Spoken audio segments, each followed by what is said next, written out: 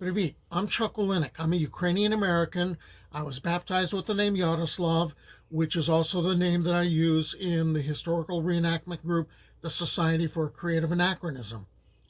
I grew up in a Ukrainian-speaking household, and my parents really pushed me to embrace Ukrainian culture, and that led to my interest in history, which then led to an interest in researching Slavic mythology and folklore.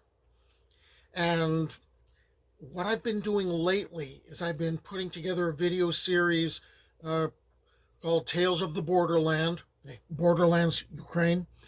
And really what it's doing is it's embracing all sorts of mythology and folklore from pretty much all the Slavic countries. And in the previous video, I was looking at nature spirits, specifically water spirits, because the Slavic world's infested with nature spirits and nature demons. You could go near the waters and be seduced by a rusalka who would lead you to your doom.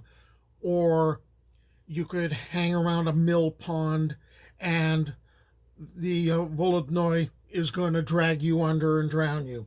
Or you could go wander into a swamp, which was always considered a bad idea, and the Poludnitsa would get a hold of you.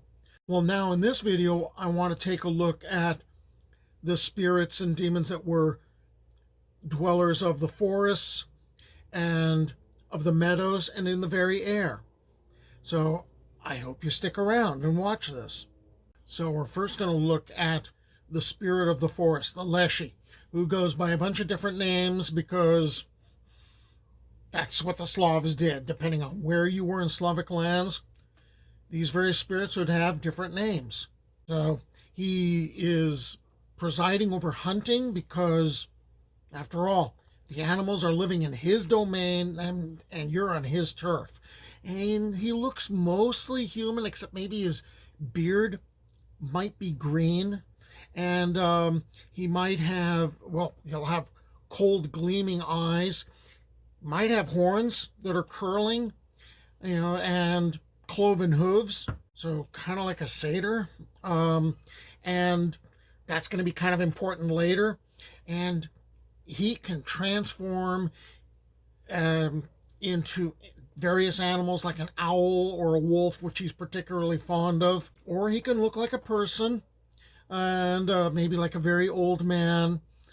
Sometimes I've seen references to, he looks like a human except his feet are backwards. So that can get a little strange. He can also deceive you by looking like one of your relatives.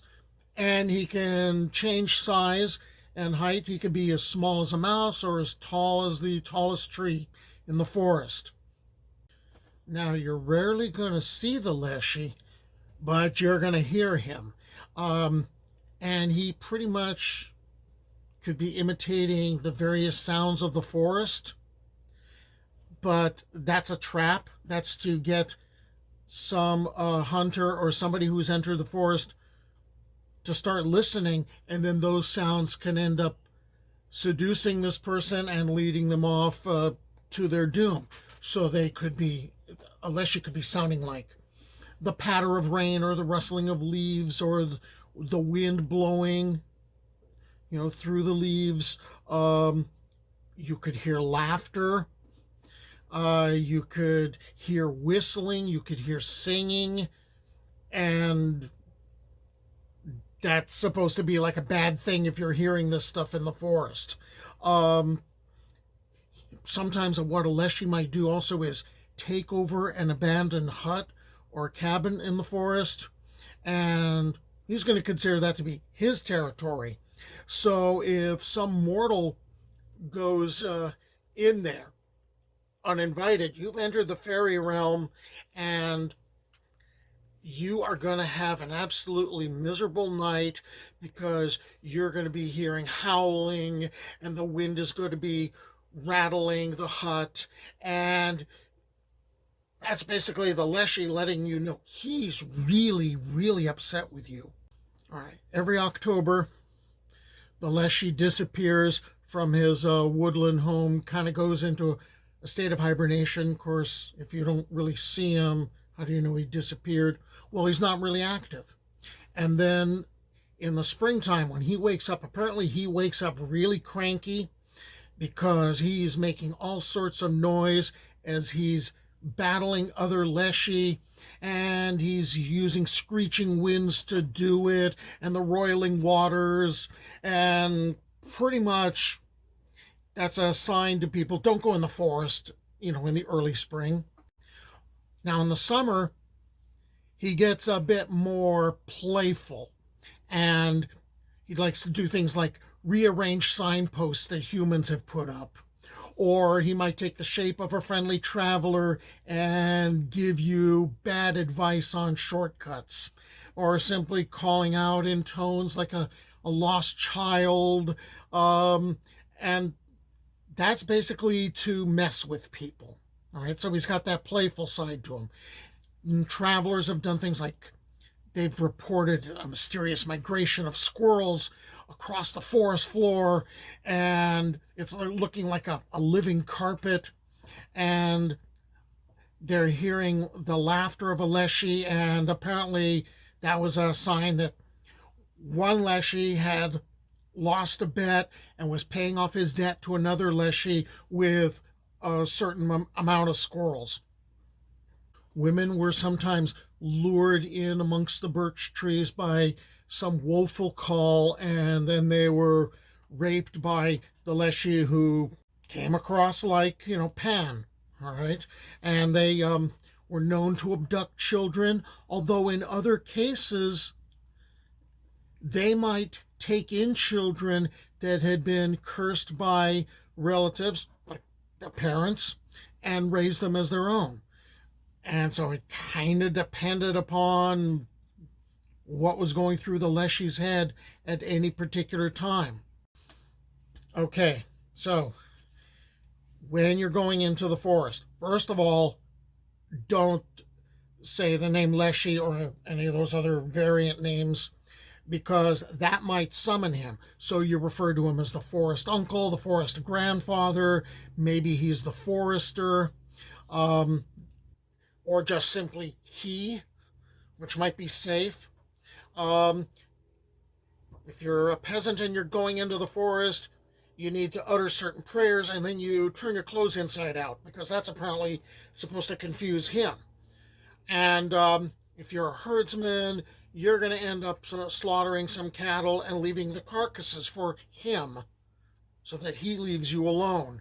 If you're a hunter, you're going to set out some bread and salt, and that's a big Slavic thing. That's done normally when you're welcoming someone to your home, is the youngest daughter in the family, youngest girl in the family, will place this loaf of bread with the salt on it on top of a rushnik, a decorated towel. And then, the guest partakes. Well, in this case, you're asking permission from the Leshii to go into his domain. And the bread was supposed to represent life, and the salt was supposed to represent preservative qualities, and that makes sense. Now, the wolf is his totem. He's also real partial to bears because apparently he parties with the bears. All right. In some cases, the Leshii lives alone. In other cases, he has a wife. And there is a story that goes with that of a young woman disappeared into the forest. And she apparently was living with a Leshii in a hut. And she'd been gone for like 3 years.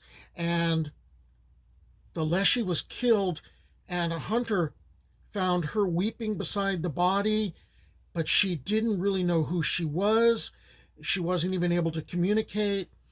He took her out of the forest to a nearby village, found her parents, and eventually she started to recover. Well, then later she got married to the hunter, and she wanted to go back into the woods because she wanted to find that hut. And apparently there was no sign of the hut. It had disappeared. All right, next, we go from the forest up amongst the clouds. We're looking at the Vila, or Vila. Depends on where you are in Slavic lands as far as how it's pronounced. But she appears pretty much all over the place. Um, she's a type of nymph that's like a rusalka, except that there's a difference here as far as a rusalka died by drowning generally and so haunts the waters. She is considered to be somebody who led a frivolous life, and now she's been turned into a Vila. She's living between here and the afterlife. She's stuck. And so this is a punishment. She can assume the shape of a swan, a snake, a horse, a wolf, a falcon, an eagle. Usually she's going to be seen as a beautiful young maiden with long flowing hair. And uh, it's said that if a human can pluck one of those hairs from her when she's in animal form, one of two things happens. She either dies or she reverts to being a human. If you get a hold of some feathers from her wings, you have control over the Vila. But if she ever gets those back, she's gone. Just like the Rusalka, she's got this incredible voice that will seduce a man. He loses all thought of food or drink or sleep, and that can happen for days on end. Also, you might be invited to dance with her. And that can be either a good thing or a bad thing, depending on how long she wants to dance. If you break your word to her, she's going to hunt you down and kill you. All right? The Vila has some control over storms. She's got some healing properties too. I think there's a bit of the fertility thing going on too, because wherever she dances, the grass grows real thick, and you've got basically fairy rings there, and you don't step on those ever, because that's also really, really bad. If you want to placate her, you give offerings like round cakes or ribbons or fresh fruits and vegetables, and you take them to trees that are considered sacred, or you take them to wells that are considered sacred, or to fairy caves. Okay, these last two spirits, we're going to the spirits of the field now.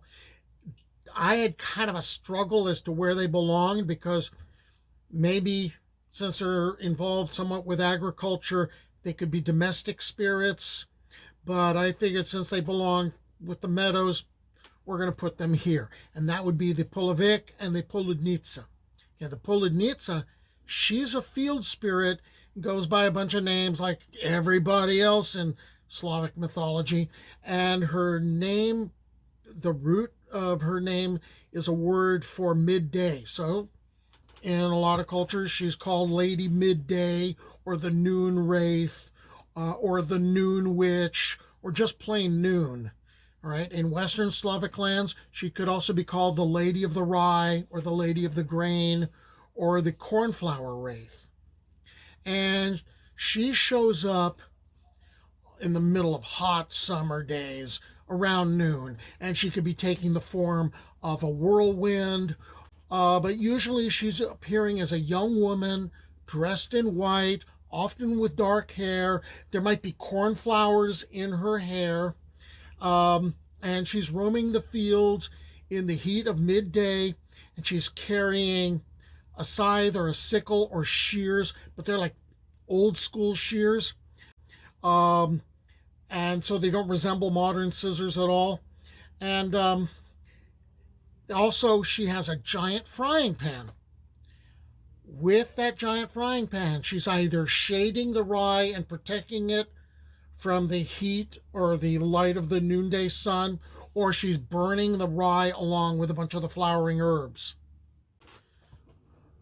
The Poludnitsa has a whole bunch of pet peeves. The biggie is she doesn't like it if she shows up around noon during the heat, the harvest season. The sun is blazing away and you're out there working. If you're out there working, there's a number of things she can do to you. she might just whisper in your ear and you fall asleep. All right? Or you might get heat stroke for your trouble. Or you might get sunstroke. All right? You might get aches in the neck. You might get your arms broken. There's a number of things that she might do. She might drive you mad just because you are working. So there's an easy way to get out of this. Don't work. You take a break in the middle of the day. I wish my employers had thought that was a reasonable idea. She also tended to make children disappear, and because they're wandering through the tall grains of, or tall stalks of grain and looking for flowers, and it's like, oh, no, you're not. So she might invite them to dance with her, and inviting them to dance isn't going to involve like 1 or 2 minutes of dancing. You're dancing for the rest of the day until you drop from exhaustion. So she proved to be very useful for scaring away children from the valuable crops. She's got a real interesting family history. According to some accounts, she symbolizes the midday star, thereby being the sister of Dashbog's maidens, the three Zoria Utranaya, the aurora of the dawn, Zoria Večeraya, the aurora of the evening, the goddess of midnight, who doesn't have a name, and Večeraya Zvezda, the evening star, and her sister Zvezda Danica, the morning star. Okay, now we're getting to the male field spirit, the Polevik, and he seems to work at cross purposes to Lady Midday.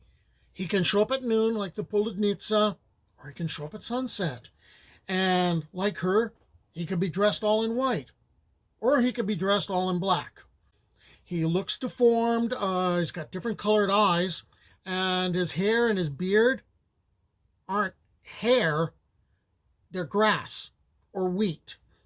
Or they might simply be green. He's really attracted to the blue cornflowers, especially like the ones that Poludnitsa has woven in her hair. He's rarely seen. You don't notice him amongst the dense stalks. You might see movement of the stalks during the day because of the wind, and there he is. He can vary his height, and he could be as tall as the stalks are in the spring, or he could shrink down to the size of the stubble. Now, I've said that the Polevik seems to work at cross purposes to the Poludnitsa. Remember, she doesn't like it if you're working at certain times of the day. The Polevik doesn't like it when you are not working. So if he shows up and he finds you drunk, or you've drunk and you've passed out when you should have been tilling the field, you're going to get punished. And he might do something like lead you astray, which is going to be easy enough to do because you're drunk. All right, you got lost. Or he might choose to, hit you with dirt clods. Maybe that's to wake you up. Or maybe he's going to give you a disease or two to think about. Or he might have his own pony kick you because he has a pony. Or he might, use your own horses and have them run over the top of you. And you won't really be able to defend yourself because you were drunk and asleep. And if he's helping you out, it's not because he's doing you a favor. He could aid you at harvest time, but what he's going to do is he's going to demand excessive payment from you. And also, if anything is still left in the field by a certain date, that's his. And he's going to let you know that's his. You leave it alone, because if you don't, you're going to get punished. So the best way to placate him is you take a couple of eggs and a cockerel and you put that in a ditch at the edge of the field where no one is looking. That's real important. Some accounts say you better throw in a toad and a crow too, just for good measure, just to get him off your back. Okay, now we are done with the spirits of the forest, the clouds, and, of the fields. So now we're going to move to the domestic spirits in the next video. I hope you stick with me.